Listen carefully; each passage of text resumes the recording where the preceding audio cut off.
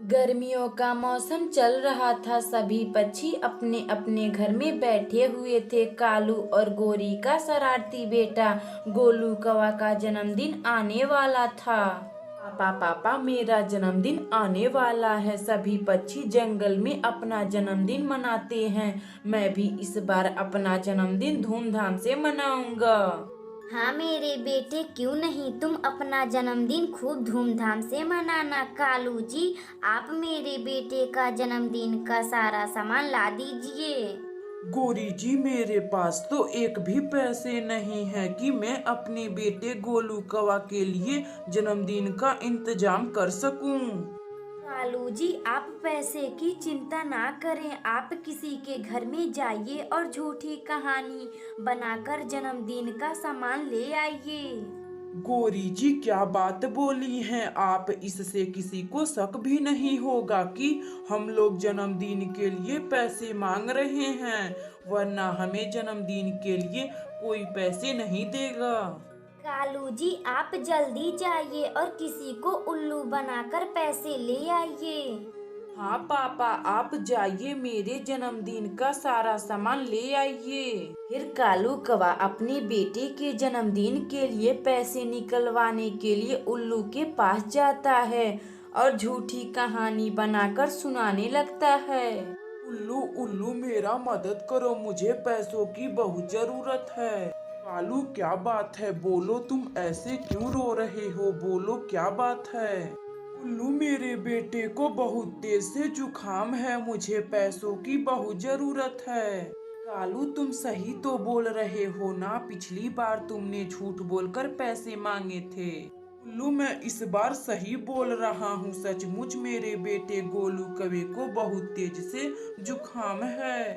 कालू कौवा का बात सुनकर उल्लू को शक हो जाता है, लेकिन फिर भी उल्लू कालू कौवा को 200 रुपये दे देता है।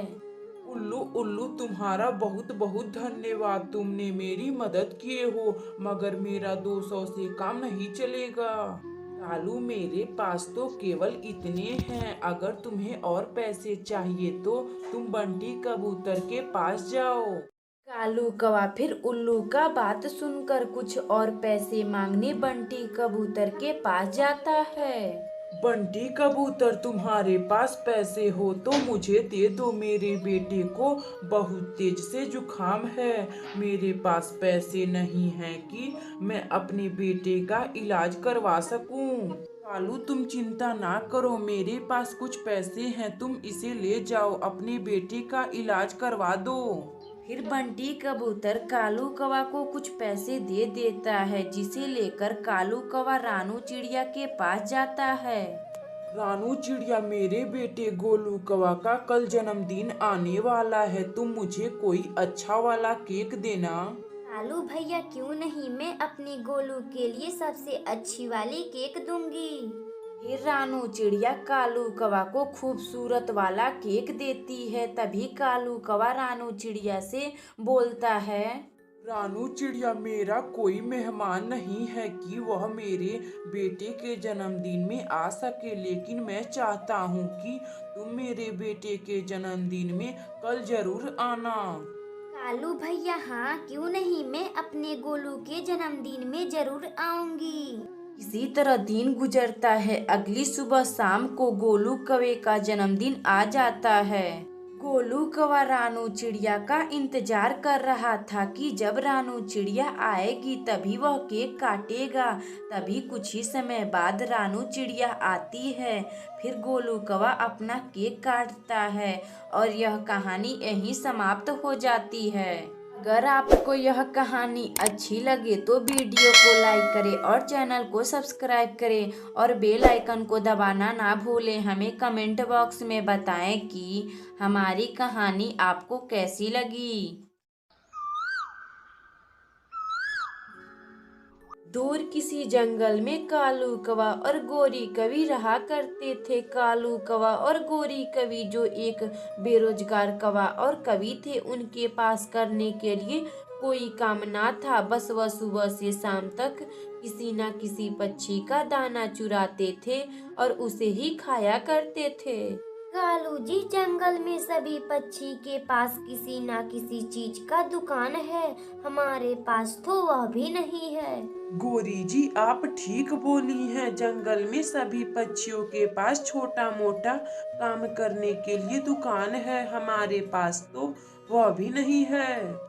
कालू जी, क्यों नहीं हम लोग किसी चीज का दुकान खोल लेते हैं। गोरी जी हम किस चीज का दुकान खोल पाएंगे, हम तो बचपन से ही दाना चुरा कर खाते हैं। कालू जी, ऐसी वैसी कोई बात नहीं है, क्यों ना हम लोग टमाटर का दुकान खोल लेते हैं। गोरी जी क्या बात बोल दी आप, मगर गोरी जी टमाटर का दुकान खोलने के लिए हम लोग टमाटर कहाँ से लाएंगे।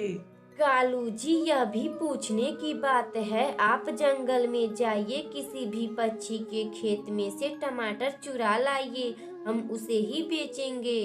गोरी जी हाँ यह सही है, आप बहुत अच्छी बात बोली हैं, मैं अभी जा रहा हूँ। इतना बात कहकर कालू कौवा टमाटर का खेत खोजने चला जाता है। कालू कौवा उड़ता उड़ता जंगल में टमाटर का खेत की तलाश में चारों ओर घूमता है। तभी उसे रास्ते में उल्लू जमींदार का टमाटर का खेत दिखाई देता है। कालू कौवा बिना कुछ सोचे समझे उल्लू जमींदार के टमाटर के खेत में जाता है और कुछ टमाटर चुराकर अपने घर लाता है। कालू जी, आप यह कितने लाल लाल टमाटर लाए हैं, मुझे बहुत अच्छा लगा। गोरी जी कल से ही हम अपना टमाटर का दुकान लगाएंगे। अगली सुबह कालू कौवा और गोरी कवि अपना टमाटर का दुकान खोल लेते हैं। कालू कौवा और गोरी कवि का दुकान खुला देखकर रानू चिड़िया आती है। चिड़िया, तुम्हें कितना टमाटर चाहिए? हमारे दुकान पर बहुत सारे टमाटर हैं। कालू भैया, मुझे 2 किलो टमाटर दे दीजिए, मैं पैसे आपको 2 दिन बाद लौटा दूंगी। रानू चिड़िया हमारे दुकान पर उधार नहीं मिलता है, चल भाग यहाँ से। कालू भैया, मुझे आप यह टमाटर दे दीजिए, मुझे इन टमाटरों की बहुत जरूरत है। चिड़िया, तू पहले जाकर पैसे ला, तभी मैं तुम्हें टमाटर दूंगी। फिर रानू चिड़िया पैसे मांगने उल्लू जमींदार के पास जाती है। उल्लू जी, मुझे कुछ पैसे उधार दे दीजिए, मुझे टमाटर खरीदना है। रानू चिड़िया का बात सुनकर उल्लू जमींदार को शक हो जाता है। ये लो चिड़िया, 200 रुपए, इसे लेकर जाओ और तुम टमाटर खरीद लेना। फिर रानू चिड़िया 200 लेकर कालू कौवा और गोरी कवि के पास आती है। कालू भैया, मुझे 2 किलो टमाटर दे दो, ये लो पैसे। कालू जी, आप इस चिड़िया को 2 किलो टमाटर तौल कर दे दीजिए। फिर कालू कौवा चिड़िया को 2 किलो टमाटर तौल कर दे देता है। उस दिन से कालू कौवा अपना टमाटर का दुकान लगाकर खुशी खुशी रहने लगता है। अगर आपको यह कहानी अच्छी लगे तो वीडियो को लाइक करें और चैनल को सब्सक्राइब करें और बेल आइकन को दबाना ना भूलें। हमें कमेंट बॉक्स में बताएं कि हमारी कहानी आपको कैसी लगी।